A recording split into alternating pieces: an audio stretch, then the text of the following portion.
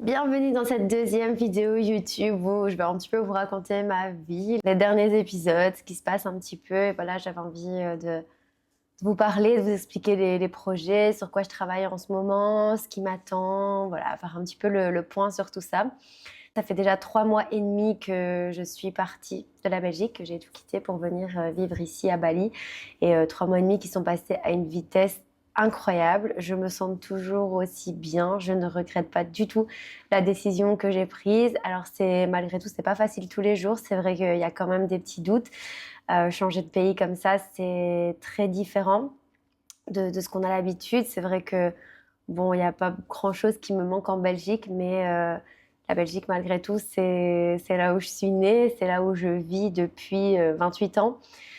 C'est là où j'ai toutes mes habitudes, c'est là où j'ai tous mes repères. Je veux dire qu'on maîtrise cet environnement, on maîtrise toutes ces habitudes, tout ce mode de vie, parce qu'on a toujours été habitué comme ça et donc on a toujours grandi au sein de ça. Et ici, arriver là enfin, sur une île inconnue, c'est vraiment comme si on perdait tout. Tous ces repères, comme s'il fallait tout réapprendre et même si ça fait rêver, même si c'est un paradis, c'est tellement différent de ce que je connais en Belgique que parfois c'est un petit peu compliqué. Et, ça me manque aussi parfois d'être dans un terrain que je connais et que je maîtrise, même si voilà, après quelques mois ici, on s'habitue, je m'y fais, je commence à avoir mes petits endroits, etc. Parfois, ça me manque de ne pas être dans un environnement connu.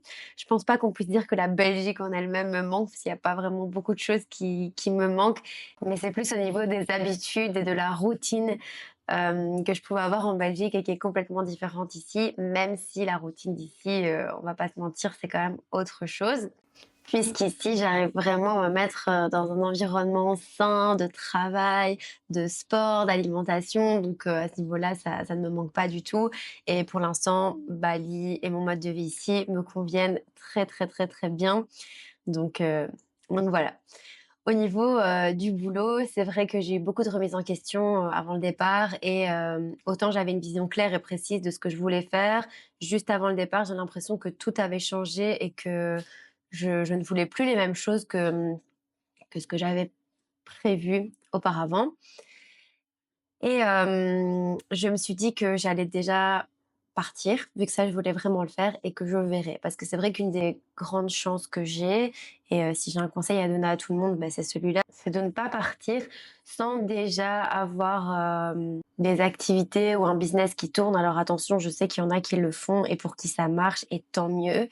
Mais je pense que pour moi, ça aurait vraiment été de me mettre une sacrée pression que de partir sans savoir ce que j'allais faire là-bas. Donc, même si j'ai encore tout à développer, le fait de partir avec déjà mon institut qui tourne, qui fonctionne, mon webshop qui tourne, qui fonctionne, les formations, etc.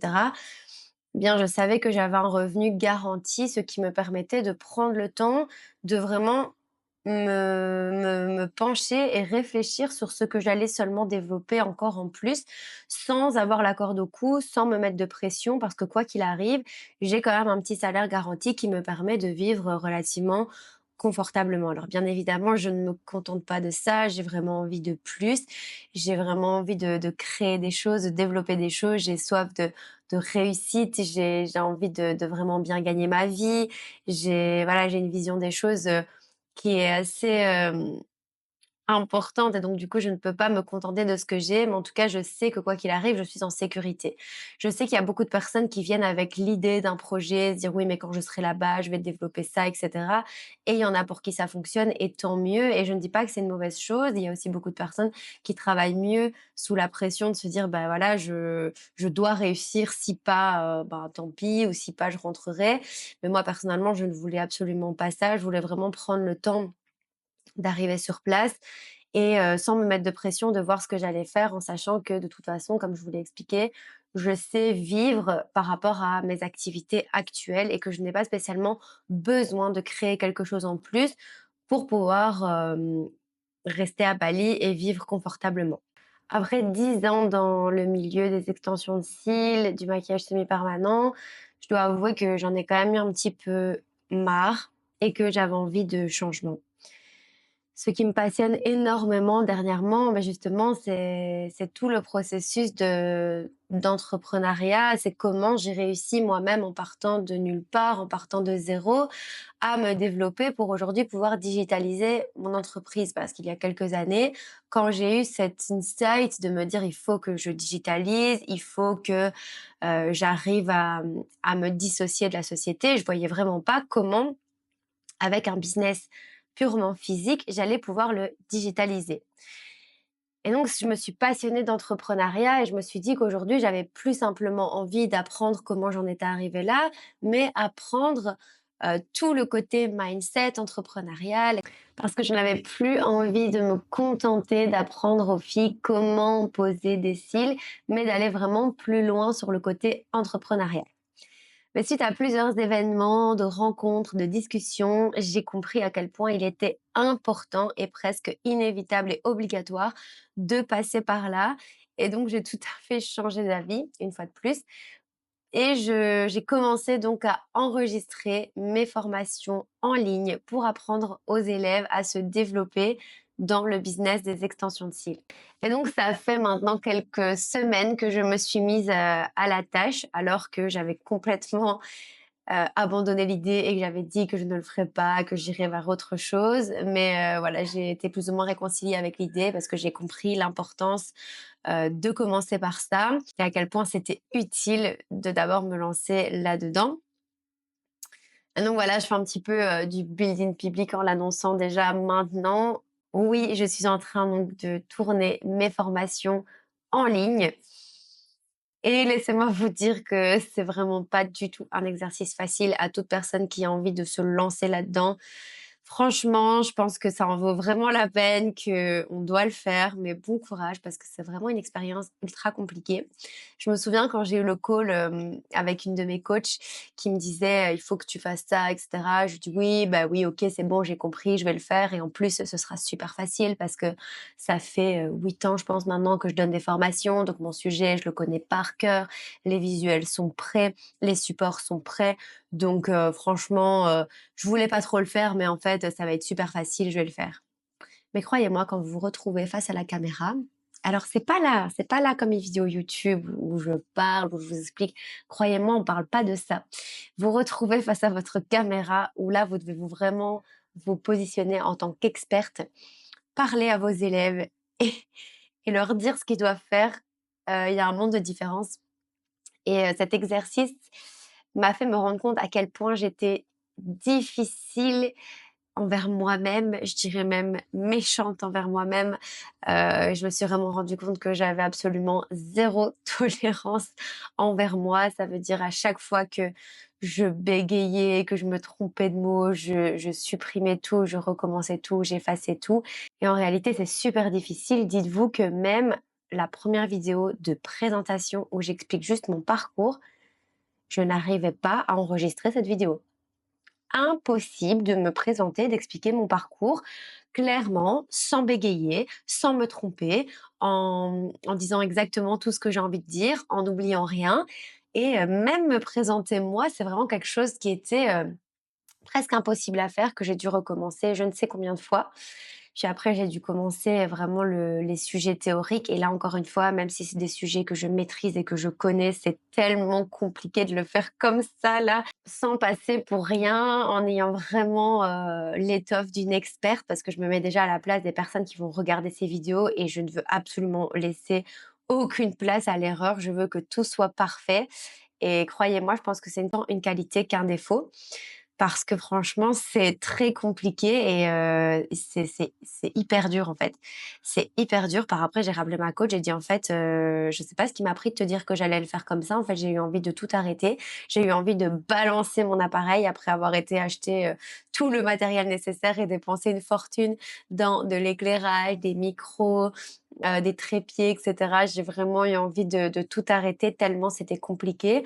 Au final, je pense que c'est un exercice qui est très intéressant parce que ça permet vraiment, d'être face à soi-même et aussi de comprendre qu'il faut parfois pouvoir lâcher prise, s'accepter et de se dire que, et que ce qu'on fait, c'est bien et de pas vouloir tout le temps rechercher la perfection à 100 parce que clairement, je pense qu'elle n'existe pas et que l'important, c'est de faire de son mieux. Et j'ai pas lâché. Ça m'a pris plusieurs jours à essayer de tourner, au final à tout supprimer pour, là, au moment où je vous parle, j'ai déjà tourné une grosse partie des vidéos.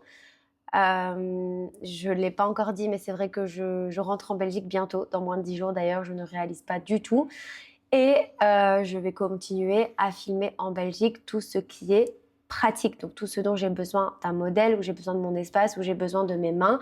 Là, pour l'instant, je suis en train d'enregistrer tout le contenu théorique facecam, vu que ça, je peux le faire d'ici. Et je me suis fixé l'objectif d'avoir tout terminé, toute cette partie-là, avant de rentrer. Comme ça, quand je rentre, je peux vraiment me concentrer sur la partie pratique. Donc là, il me reste même pas 10 jours. C'est short, c'est très short, mais je vais essayer de faire mon maximum et de le faire. Sans compter que bien sûr, je rencontre des petites galères du style, j'ai tourné, je pense, 4-5 vidéos d'une traite, hein, c'était un seul rush. Et quand j'ai voulu les transférer vers mon ordinateur, je me suis rendu compte que sur ces 4-5 vidéos, il n'y avait pas le son. Et c'est simplement une vidéo de moi, une présentation, donc je ne peux pas enregistrer une voix off, sinon on va vraiment bien voir que ça n'a pas de sens, que ce que je raconte ne coïncide pas avec la voix. Donc moi qui étais toute contente d'avoir enregistré, je pense, 10 vidéos ce jour-là, je me suis rendu compte que la moitié des vidéos, je pouvais les recommencer. Et ça, c'est juste horrible, franchement.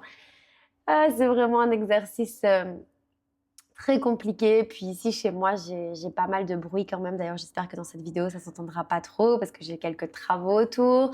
J'ai des locaux qui passent, j'ai des scooters, voilà, j'ai plein de choses. Donc, j'essaie aussi de choisir les meilleurs horaires pour ma tournée, pour m'enregistrer.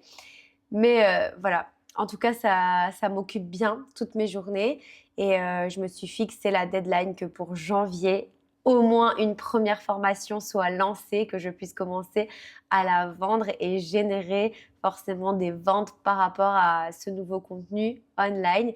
Bien évidemment, les formations présentielles continueront toujours parce que je tiens à laisser le choix. Je sais qu'il y a certaines personnes qui ne souhaitent pas passer à l'online et qui préfèrent vraiment avoir un suivi et une formation présentielle et physique. Donc pour cette raison, les formations continueront. D'ailleurs, cette semaine et la semaine passée, il y a eu la première session de formation avec ma remplaçante Enya, qui est une amie à moi et qui travaille parfaitement bien. Les filles sont enchantées, donc je suis trop contente que ça se passe super bien. Donc dès l'année prochaine, à partir de janvier, on va recommencer les sessions en présentiel. Mais j'espère, on en reparlera en janvier, que mes formations en ligne aussi verront le jour. Parce que l'avantage de la formation en ligne, c'est le côté de délivrabilité où toute personne qui est intéressée peut suivre ma formation parce que parfois en présentiel, la distance peut être un souci, le timing. Là, l'avantage des formations en ligne, c'est que vous pouvez les suivre de n'importe où, à votre rythme, quand bon vous semble. Et dès que vous avez 5 minutes, vous pouvez déjà avancer sur la formation et travailler dessus. Donc, je suis vraiment super excitée de lancer ce format, même si c'est quelque chose qui est nouveau pour moi. Et comme je vous l'ai dit, c'est un exercice qui n'est pas facile. Mais on y est. Donc voilà, je vais continuer à vous partager les coulisses du process. Et parce que j'avais posté une story sur Instagram et vous m'aviez dit que ça vous intéressait. Donc voilà, je vais continuer là-dessus. Là, j'ai bientôt fini toute la partie théorique et je vous reprendrai, à mon avis, quand je serai de retour en Belgique pour la partie pratique. Et voilà, j'ai hâte de lancer tout ça. Donc voilà, je vous retrouve très bientôt dans une prochaine vidéo. N'hésitez pas à me laisser vos avis en commentaire et les sujets que vous avez envie que j'aborde parce que ce sera avec plaisir. Et je vous dis à très bientôt.